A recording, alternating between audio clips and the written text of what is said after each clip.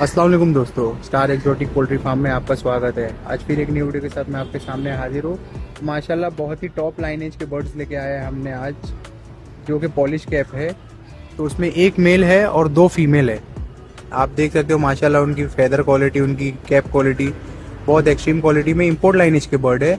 तो जिस किसी भाई को भी लेने में इंटरेस्ट है वो हमें कांटेक्ट कर सकते हैं। All over India transportation available है, ट्रांसपोर्टेशन चार्जेस एक्स्ट्रा होंगे। तो अस्सलाम वालेकुम, अल्लाह हाफ़िज़।